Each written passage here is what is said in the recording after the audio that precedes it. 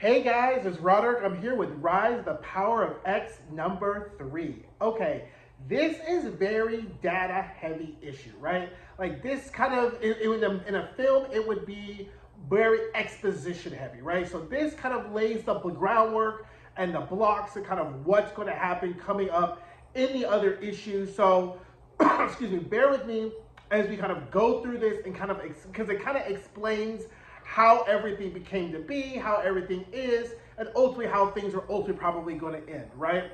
So we start off with Imora's 10th life, which is the life in which we presently are now. This is the day she knows she's about to get her powers, because Moira kind of reincarnates with her, with her previous life information. And her plan is to create Krakoa to get Charles and Magneto finally on the same side. So she heads down to the meadow to go play, waiting for her powers to manifest. And she finds Xavier from the future, waiting for her with the gun, and he wants to talk, right? So he's going to talk with the gun. But we all know that Xavier's plan is to kill Moira, right? So in the present, Enigma has made contact with the present day Moira and is presenting his plan, but then Omega Sentinel shows up and then they both go quiet, right? So now we get this data page, which is very dense, but we're going to go through the data page item by item, and you can kind of see kind of how the Omega Sentinel and Enigma's plan kind of comes into fruition, right? So first we have the forging of the Phoenix Blade. Now, if you recall, the Phoenix Force and the Phoenix Blade is what originally which is what can kill Dominions, right? So then the AI calls out to Dominions and Titans for help. So then we have the Child of the Sun, which destroys the Dominions and the Titans, right? So that will be the wielder of the Phoenix Blade. Then Enigma poses as a trickster Dominion and sends Omega Sentinel back in time. Omega Sentinel doesn't know that Enigma is the ultimate Dominion. He's posing as a trickster Dominion, right? So at this point, in the interim, Moira, Xavier, and Magneto, they all form Krakoa. Because remember, Krakoa is integral into Enigma's plan. Now we have Orchis is formed, right? Then Omega Sentinel realizes that she's from the future and recruits Nimrod as a true believer in AI supremacy, which is what we saw in House of X, Powers of X, right? In the present, Krakoa is defeated, and which provides time for the end game. The end game is Orchis transforms Mars into a world mind that attracts Enigma, and then they all ascend, right? So remember that stasis life where they had the world mind, which then attracts Dominion, which attracts Dominions, ultimately Enigma. This is the plan. This is the plan in which Enigma has laid out of how things are going to go, right? And now because he has killed, so he thinks, the Phoenix Force, he does not have to worry about the Phoenix Blade. And Moira's like, okay, cool. Why do you need me? And he says if Moira joins him, that he can access all her previous lives. And Moira then is like, and so what does that have to do with me? And Enigma is like, ooh, educated self-interest. I can work with that. Now, back in No Place, Xavier and co are staving off the breach by the Arachnid Sentinels, and they're trying to get Xavier time to talk to Moira, right? Now, meanwhile, Xavier is talking to Moira with a gun to her head, being like, Moira, you drove me to this result. And she's like, what? How could things be so bad? He's like, look, she's like, because you wanted to save your own skin, you've killed the dream we built. And Xavier's like, look, I didn't have to do this. You know me from all these lies, that for me to get to this point, it must be really serious.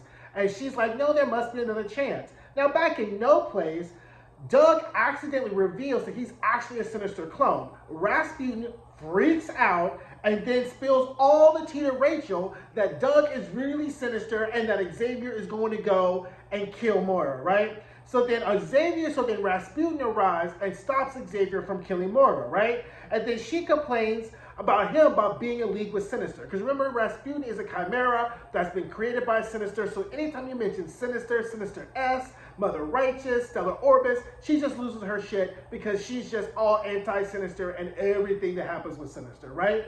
And Xavier's like, hate me all you want, I'm saving all our lives. And then Rachel pops in and tells him, you just can't wipe us all away because her and her team may have a solution, which we'll see in Dead X-Men #4. Watch that review, right? So Here's why this is why the stakes are. So we can take a pause, take a beat, right? If Xavier kills Moira in her 10th life, the entire 10th life resets.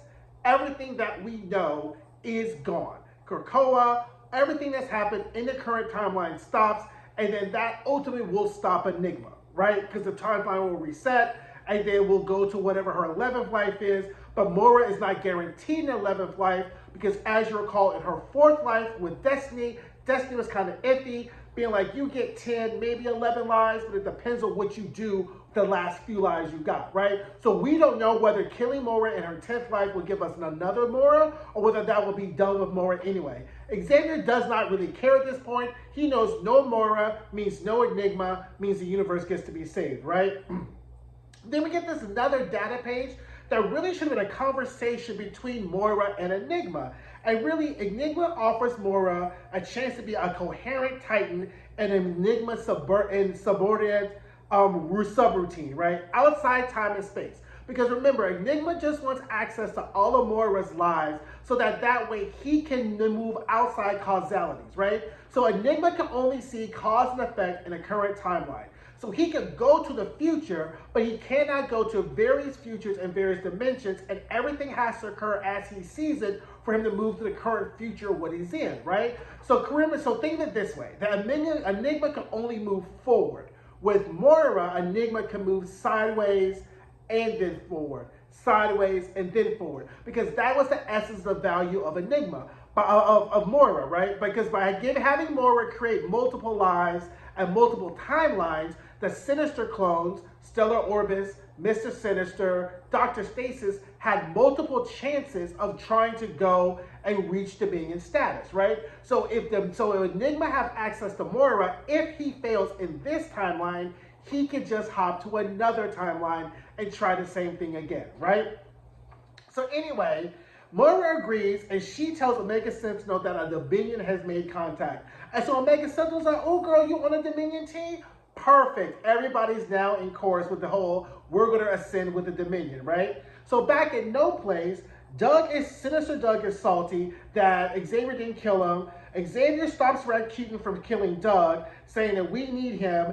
And then Rasputin reminds him how Krakoa turned out because they needed Sinister, right? So Xavier's whole thing is, don't kill Sinister because we need Sinister. And then Rasputin's like, remember the last time you needed him? This is how we ended up where we are because you needed Sinister anyway. So Xavier's like, you're right. Rasputin kills Doug, which in effect kills Sinister.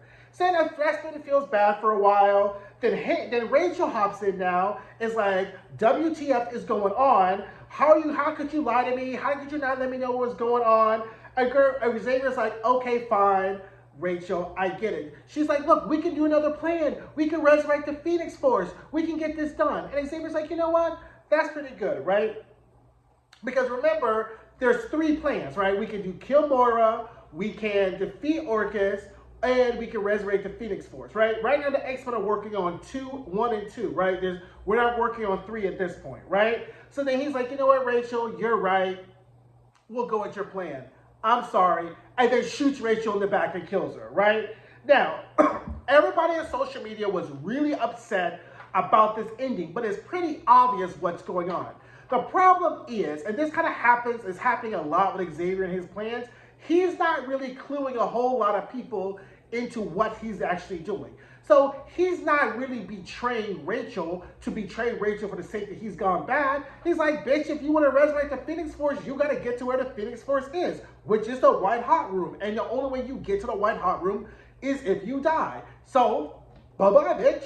Go help your mother, right? So that's really what's happening, right? So Xavier is really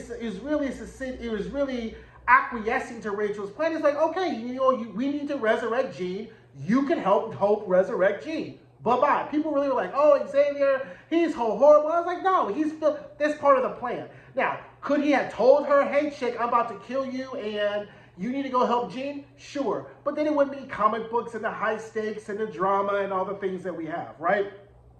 Just reach on the back. Now, anyway, the problem, so then that's pretty much how the issue ends, right? It's like, oh, the big thing, Rachel's in the back or whatever. But this really sets us up for a really great 4-part arc that I hope you guys will stick around for with Dead X-Men, Rise of the Powers of X, X-Men Forever, and X-Men number 34. So those 4 issues are going to kind of set us up for the next big arc, and so I think things are going to kind of taper off and really make it really clear.